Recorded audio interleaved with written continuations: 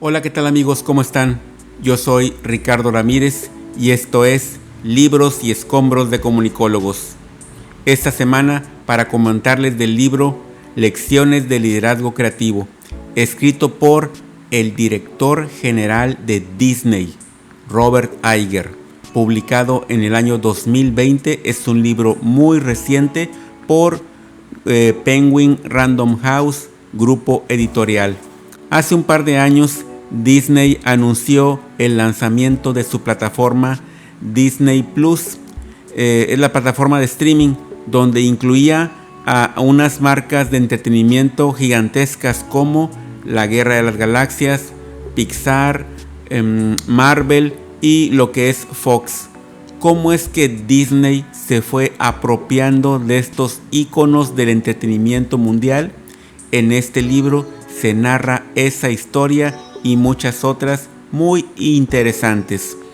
Para empezar, Robert Iger nos habla de su trayectoria que comenzó en una cadena de televisión llamada ABC en los Estados Unidos.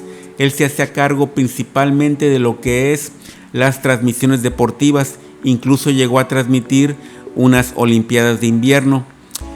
Su buen trabajo seguramente lo llevó a dirigir la programación de la estación, y entonces tuvo que enfrentarse a dialogar con personajes del mundo creativo como actores, actrices, productores, guionistas, directores, representantes de artistas.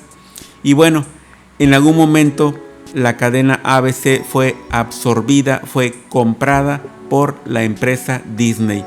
Así que Robert Iger se convirtió en empleado de Disney, pero su experiencia, su buen trabajo le valieron llegar a ser en un corto tiempo el número 2 en la empresa Disney. Arriba de él únicamente estaba lo que era el director general, Michael Eisner. Y bueno, poco después del año 2000, la empresa Disney se encontraba en una especie de bancarrota creativa.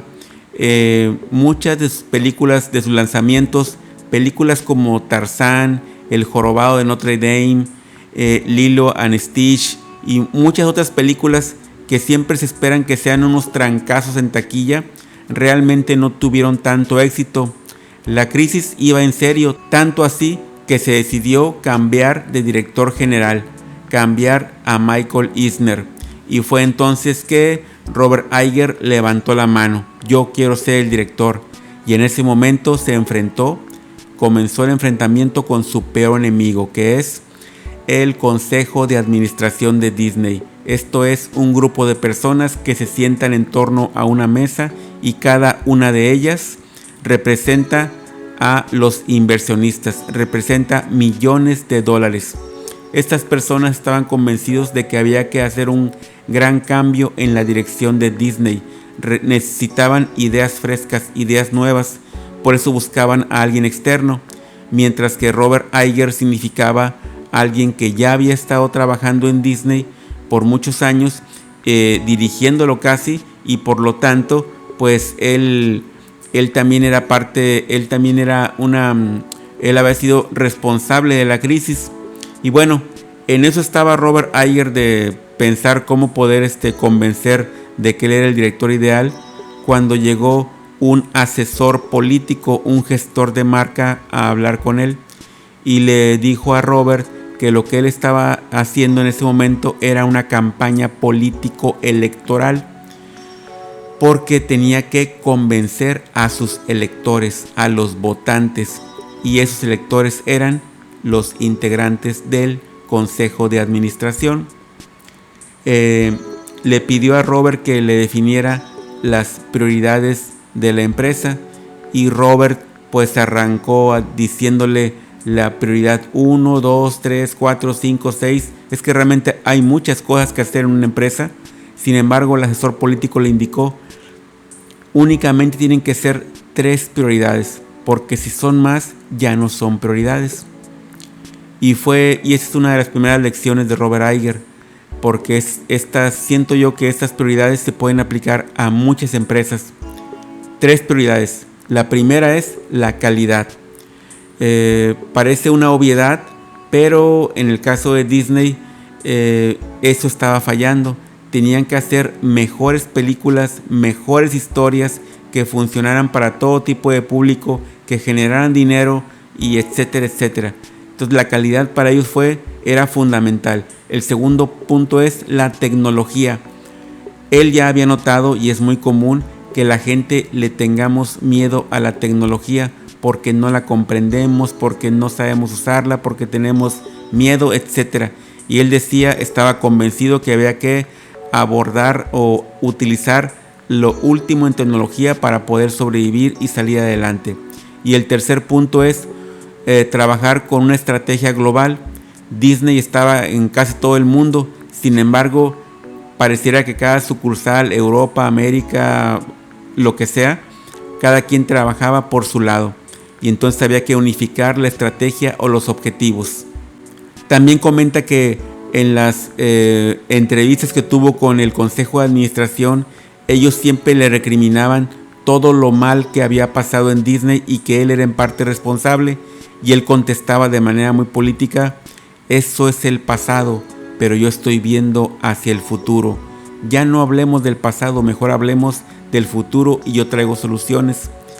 Increíblemente, logró convencer al Consejo de Administración y se convirtió Robert Iger en el 2005 en el director general de Disney, o como ellos le llaman, el CEO, el Chief Executive Officer. Poco después, un elemento que hizo él allí al convertirse en CEO fue que eliminó o desplazó al llamado Comité de Planificación Estratégica. El Comité de Planificación Estratégica era un grupo de 65 personas que se dedicaban a analizar los cambios, a analizar las propuestas, y se tardaban meses en tomar decisiones. Robert Iger prácticamente le cortó la cabeza a este Comité de Planificación Estratégica, y eso él lo toma como un intento o estar convencido de que hay que tomar decisiones rápidas. Y eso fue una muestra de poder de Robert Iger en el año 2005. Y luego empiezan las adquisiciones de empresas creativas. La primera fue Pixar, que era propiedad de Steve Jobs de Apple. Aquí en este punto Steve Jobs y lo que es su empresa Pixar ya habían trabajado con Disney desde el año 95 con la película Toy Story y habían producido varias películas muy exitosas, pero esa relación se había quebrado por el carácter de Steve Jobs y también de Michael Eisner. Entonces Robert Iger quiso renovar esa relación de trabajo, y más allá de eso, un día se armó de valor y le propuso a Steve Jobs comprarle Pixar. Y pues aquí en el libro narra cómo fueron todas esas negociaciones, esas charlas con Steve Jobs, que en ese momento ya estaba enfermo de cáncer. Conversaciones llegaron a un punto en que se logró la venta de Pixar a Disney. Eso fue más o menos en el año 2006. Después, la siguiente empresa que decidió comprar fue Marvel. En Marvel también narra cómo fue la negociación y lo orgulloso que se siente Robert Iger de haber propuesto que Marvel se abriera un poco más a la diversidad, porque la mayoría de los héroes de Marvel, de los superhéroes, eran blancos y varones. Le explicaron que en los mercados mundiales no funciona tanto la diversidad, pero él se empeñó en que sí, y fue cuando lanzaron el personaje de Black Panther, que fue un éxito, un trancazo a nivel mundial, tanto así que hasta el presidente Obama lo felicitó. El tercer producto de entretenimiento que compró fue Lucasfilm, que es el universo de la Guerra de las Galaxias. Aquí, al platicar con George Lucas, simplemente la cuestión era que George Lucas no tenía herederos, no tenía hijos, y Robert Iger le dijo que pues qué mejor heredero para lo que es la Guerra de las Galaxias que Disney Company, y así, más o menos así, fue como lo convenció. Así se hizo Disney propietaria de Pixar, de Marvel y de la Guerra de las Galaxias.